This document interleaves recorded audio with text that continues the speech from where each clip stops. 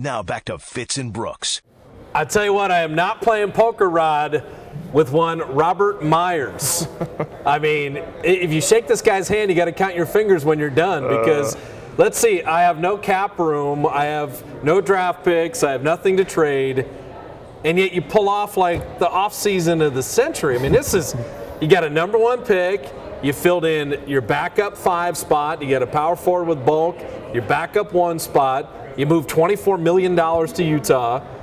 I mean, are you wearing a ski mask when you walk around Summer League here? I mean, what happened? Oh, man, that was brutal. I mean, this is... say it like that, it sounds pretty good. It does sound pretty good, actually. I didn't package it well enough. Now, hey, Rod, I told Bob I was going to give him a problem for the Serpico beard, but he hit a razor on me. So, yeah. so it's too hot out here. It is too hot. Oh, man, it's too hot. Hey, Bob, let me ask you this.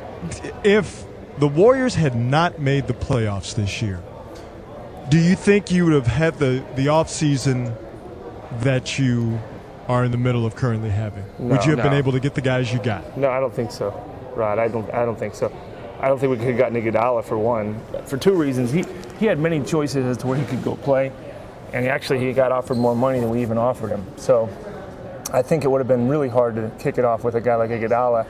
And then separately, I don't even know if we hadn't exactly played them in the playoffs, because by playing Denver, he got a sense of what our team was about. What the building was like. Right, what Oracle was like. I mean, anybody that was in attendance or around that playoff series, and people even that weren't a part of it, I got commented on so many times just being around NBA fans coming up and saying, and even fans from different organizations and being around the country saying that was the one series, that was the one team I wanted to follow, which was the Warriors, whether it was us against the Spurs or Denver. For some reason, we were playing a brand of basketball that people wanted to watch, an entertaining style. And I think even NBA players took note, and Iguodala being one of them. So I don't think if we did what we did, Rod, we would have had a chance to acquire a player like him. And then, look, I've known Jermaine a long time, and he had options too. I can't really talk about that guy specifically. But players... You were talking about Jermaine, Tito, Michael Jackson, well, a lot of Jermaines. Exactly. But in any event, players want to go where they can win. And I think it's one thing where we had to sell Carl Landry last year. We met with him in Vegas about a year ago, and we said we are going to win. And he looked at us, myself and coach, and kind of said, well, that sounds pretty good, but you haven't won in a long time. Right. And why would I take your word for it? Ultimately, he did.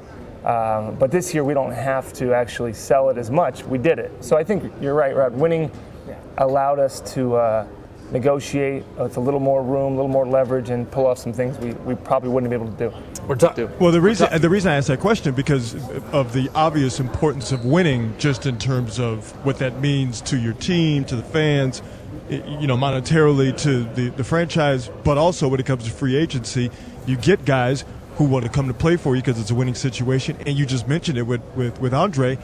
He took less money than he could have gotten in other places. So, and we've been talking about this all day, that, as a franchise who you're trying to get to a certain place, you're trying to get on an ascending track, you do have to overpay for free agents. You didn't have to do that this time. You know what, Rod, I think it's something that an organization always strives for, and the way I characterize it is you have to be able to win the ties. High-end organizations like the Lakers of the past, now the Heat, the Knicks. If the Warriors of old were offering $5 million for a player, the Lakers, the Knicks, some of these teams could come in at $4 million and secure the player. And certainly, if they were equal money, they would win that tie, always. So we hope we've now entered an era where at least we can win ties. And look, the best place to be would be a place where we were with Iguodala, where we even offered less, and he decided to come. So yeah, it's part of winning. It's part of changing how the brand of the organization starts with ownership. And free agents in the NBA, one player can do a lot. It's different than other sports because in baseball, it's a pitcher. You're playing, you're pitching, and you are playing some defense if you're a hitter. But no other sport besides, I think, basketball, maybe hockey, every player's a two-way player. Mm-hmm. And in a player like Iguodala, you got a guy that's just as known for his defense as he is his offense. So one player can really change the makeup of your team. So free agency is very important in the NBA. Also, too, Iguodala, think about this, Bob, and I know you have. David Lee, Harrison Barnes, Iguodala, and Clay. At the 2, 3, 4 spots, you got 144 minutes of playing time. If those four guys were equal, it'd be 36 minutes a night. I already talked to guys that say, man, mid-30s, we'd be a better team. We'd be fresher. It gives Mark Jackson more options. that's something people don't realize. When you have to play your main guys 40, 41, and you're running them into the ground because you don't have depth, you have depth now. You've given your coach a whole bunch of different options. You can go pachyderm size with a Spates and Bogut and other guys. You can go long and lean with David and Harrison and things like that. I mean, this team can beat you a couple different ways now. Yeah, Bob, that's a good point. And see, Rod, he said it was a good point. How about that? Average point. Not a great point. No, you know what, Bob? I think that makes a lot of sense. And if you remember back to the Spurs series, as old as they are, they're deep. They were deep, and they were fresher, to be honest. We were the banged-up team in that series. I think if we would have been a little healthier, we could have given them at least a Game 7, possibly. But Curry was really on one leg. Bogut was struggling. David Lee got injured, I think, in part because his minutes were so high during the regular season. He went into that Denver series pretty banged up. Harrison was fatigued. Clay played, I think, Festus had to have surgery. Knee surgery. Yeah. So I think Clay played 58 minutes in the first game of the Spurs series. That's not going to happen with this team. And the other thing is in the front office and the coaching staff, you're constantly worried about injuries and things like that. Now you don't feel like you have to push through them as much. If whether it's Harrison, Clay, Curry, Iguodala, hey, I'm a little banged up. You know what? Sit this one out. Right. Don't overdo it at the risk and at the expense of going into the playoffs, hopefully, banged up. And so you're right. That's a good point. And there's plenty of minutes to share. Give us a little housekeeping here.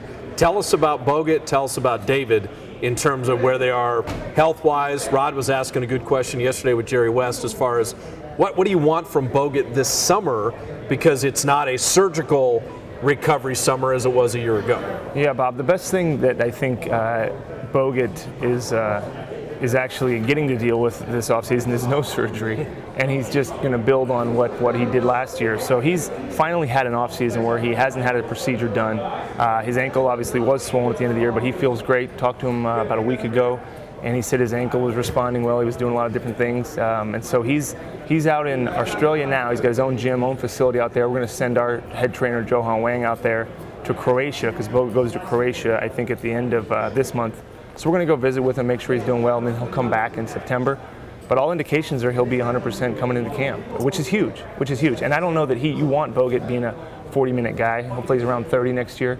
He is, in my opinion, possibly the most important piece, because when he's in the game, it just changes the whole makeup of a game. I mean, it's certainly defensively, but just the screens he sets to free up Curry. A lot of people don't notice the little nuances of what he brings offensively and the screening and the passing. And then David is in Vegas now. I think yeah, you said you saw him last night. Yeah. I mean, he's walking, moving around fine. He's being cautious with it, but there's no reason to believe he won't be ready for training camp as well.